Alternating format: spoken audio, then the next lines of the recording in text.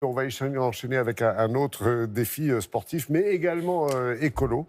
On le surnomme le Sherpa des Pyrénées. Il a 52 ans. Il s'appelle Jimmy Vial. C'est un montagnard passionné de trail qui s'est donné une mission, à savoir nettoyer la montagne des débris qui la polluent en rapatriant tous ces débris justement sur son dos. Il a même créé son association qui s'appelle Rêves au sommet. Rêves au sommet. Et avec l'aide de bénévoles, il parcourt l'ensemble du massif et notamment la vallée du Cancardos. C'est là-bas que Magali Deferle l'a suivi lors d'une expédition pour récupérer justement les débris d'un ULM qui était perché, ces débris à 2700 mètres d'altitude.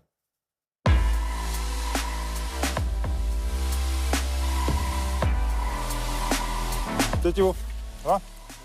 Ça va, bon écoute, aujourd'hui, grosse sortie, hein. On a à peu près 3 heures de montée, plus le travail là-haut, et puis après on redescend. On va monter dans la vallée du Cancardos pour aller chercher des débris du LM qui nous ont été signalés par un berger. Allez, c'est parti. Je suis amateur de trail depuis une quinzaine d'années. Je cours ici, dans ce paysage-là.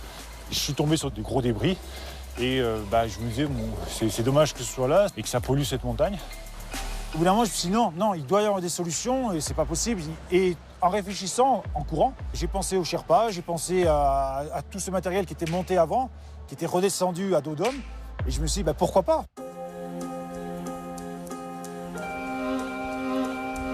Petit à petit, on peut y arriver. Et la preuve, en quelques mois, j'ai réussi, avec quelques bénévoles, à redescendre des montagnes, presque 2 tonnes de débris qui étaient dans ces montagnes depuis 15 ans, 20 ans, 30 ans, et dont personne ne savait quoi faire. C'est vraiment des débris qui sont inaccessibles à tout véhicule terrestre et qui sont vraiment isolés sur des endroits compliqués d'accès. On attaque le dur, 3 km d'ascension, 1000 mètres de dénivelé. On va y aller doucement. Alors là, on a le cas typique d'une installation abandonnée, un ancien enclos à moutons avec de nombreux piquets cimentés dans le sol. Beaucoup de travail, hein.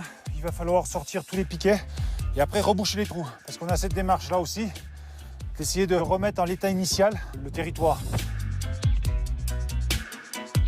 On a le premier débris de l'ULM. C'est là où est le problème, c'est qu'avec les tempêtes, les débris se sont éparpillés sur tout le secteur. Cette ULM s'est écrasée en septembre 2000. Ils ont 21 ans qu'il est sur ce sommet et qui pollue cette montagne. C'est beaucoup plus que ce que je pensais. Je pense qu'on va arriver à 10 voyages.